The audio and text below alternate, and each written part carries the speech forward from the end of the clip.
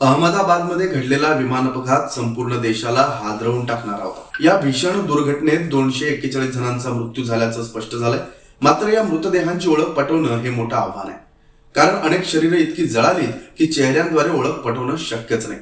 अशा वेळी डीएनए टेस्टच एकमेव आणि अत्यंत महत्वाचा पर्याय आहे। पण डीएनए टेस्ट म्हणजे नक्की काय, ती कशी केली जाते, कोणकोणते टप्पे असतात आणि सर्वात महत्वाचं, जेव्हा संपूर्ण शरीर जळून खाक झालेलं असतं अशा स्थितीत सुद्धा ही टेस्ट कशी केली जाते, मृतदेहातून डीएनए कसा मिळवला जातो, या सगळ्यांची सविस्तर आणि सोपी माहिती आपण या व्हिडिओत पाहणार आहोत। नमस्कार, मी अभिषेक गावंडे आणि तुम्ही पाहताय लेट्स अप मराठी।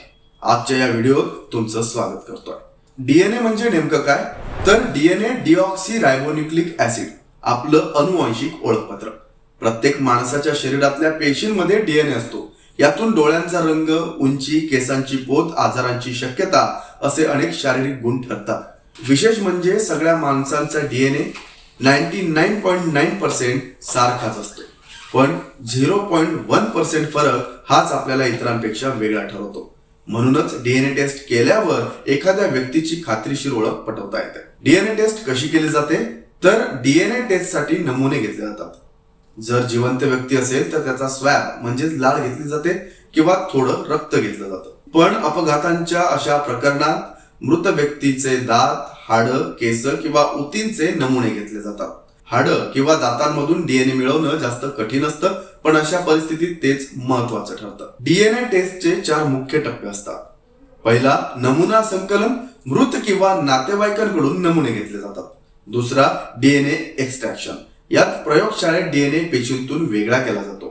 तिसरा, डीएनए अँप्लिफिकेशन, डीएनए कमी प्रमाणात असतो म्हणून त्याच्या लाखो प्रती या तयार केल्या जातात। आणि चौथा आहे डीएनए प्रोफाइलिंग आणि मॅचिंग, मृत व्यक्तीच्या डीएनए प्रोफाइलची नातेवाईकांच्या डीएनएशी जुळवाजुळव केली जाते। जर डीएनए जुळला तर त्या मृत व्यक्तीची ओळख पक्की होते।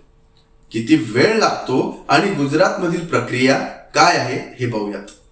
ही संपूर्ण प्रक्रिया 7 ते 14 दिवसांत पूर्ण होते, मात्र आपत्कालीन प्रकरणात 3 ते 5 दिवसांत रिपोर्ट तयार केल्या जातात। गुजरात मधील या अपघाताच्या प्रकरणात गांधीनगर येथील फॉरेन्सिक सायन्स लॅबोरेटरी अर्थात FSL आणि नॅशनल फॉरेन्सिक सायन्सेस युनिव्हर्सिटी अर्थात NFSU येथे ही चाचणी केली जाणार आहे। या दुर्घटनेत ज्या कुटुंबांनी आपले आप्त गमावले आहेत त्यांना त्यांच्या प्रिय व्यक्तींची खात्रीशीर ओळख मिळावी, यासाठी ही टेस्ट अत्यंत महत्वाची ठरणार आहे। अशा माहितीपूर्ण अपडेटसाठी बघत रहा लेट्स अप मराठी।